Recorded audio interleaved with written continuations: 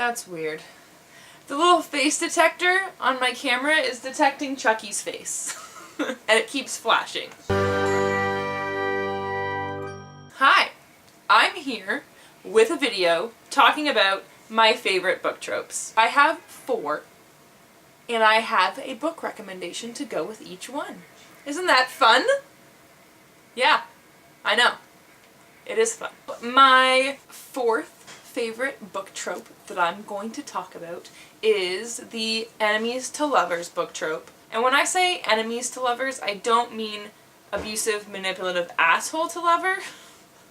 I just mean like people who get on each other's nerves on purpose and just bug each other and then end up falling in love because they actually were in love with each other the whole time.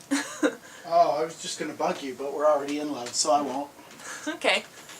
So I just think these are fun because it's really fun seeing the transition and seeing basically who starts realizing that they actually like the other person first and how they're taking the other person still maybe being mean to them and who stops being mean first. I just think it's really, really fun. And my book recommendation for the enemies to lovers trope is The Only Thing Worse Than Me Is You by Lily Anderson. This book is about a girl in a very prestigious private high school, and she has an enemy who runs in the same circle of friends as her, so she runs into him all the time. They both like a lot of the same things, so they run into each other in different places, like in the comic book store and stuff like that. They both just hate each other, and they just are always insulting each other and thinking of ways to make the other person feel bad. But, you know, as stories go, things happen, things change. Maybe they don't hate each other so much after all.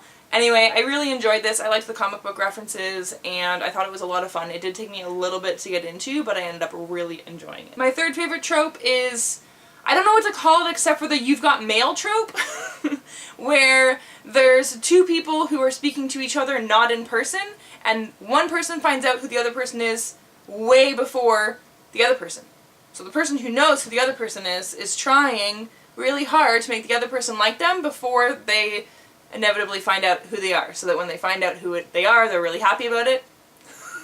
I don't know any other easy way to explain it, but I think it's adorable and so much fun, and my book recommendations for that is P.S. I Like You by Casey West. It's about a girl in grade 12, I think, who just writes a song lyric on her desk in science class, I think, and the person who sits in the same desk during another period in that class writes the next line to the song, and they end up writing notes back and forth to each other and hiding them under the desk, and they obviously don't know who the other person is, and it's adorable and so cute and so much fun. I was just gonna say so cute.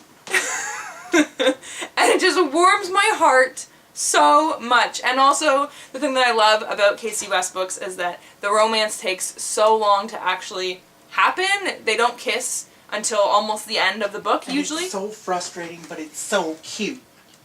And I just love it. And they also have really good family aspects to them, and there's usually something slightly deeper to the story that makes the book feel a little bit more serious without it feeling too serious, if it makes sense. Like, there's something about it, usually, that makes the stories not so fluffy, if that makes any sense. In the best way possible, though. Her books, I adore her books so very much. My 2nd favorite trope is the fake relationship trope.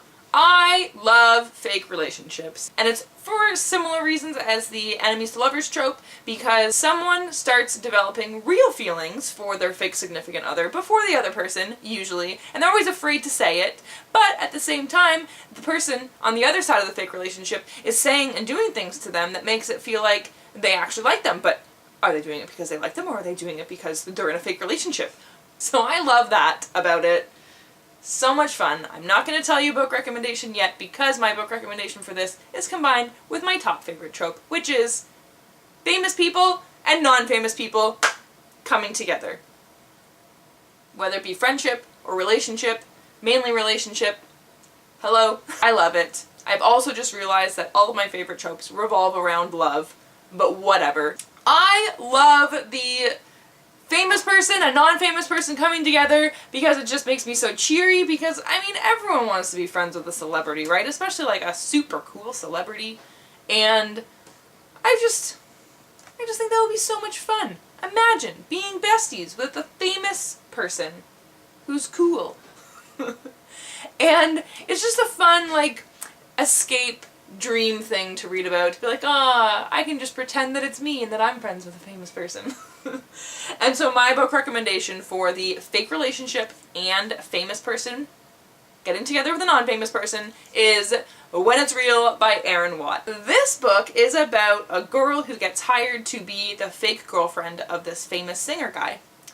And neither of them want to do it. She wants to do it only because it pays really well, and he doesn't want to do it at all, but he's basically being forced into it. So he's kind of douchey in the beginning because he doesn't want to be doing this, and she's just doing it because it's gonna get her money. So they have to go to things together, be seen in the public eye, and have people believe that they're boyfriend and girlfriend, and obviously things start to get real and not fake, and it's glorious and amazing.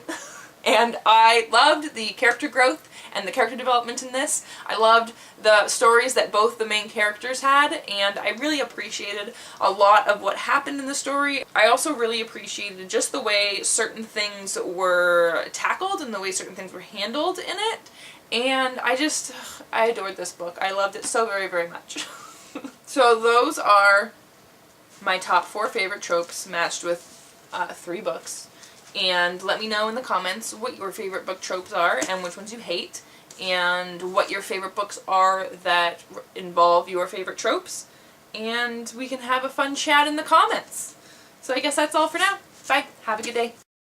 Welcome to the end screen of my video. This is a video I think you should watch, and this is a video YouTube thinks you should watch, and this is where you can click if you want to subscribe to my channel, if you haven't done that yet.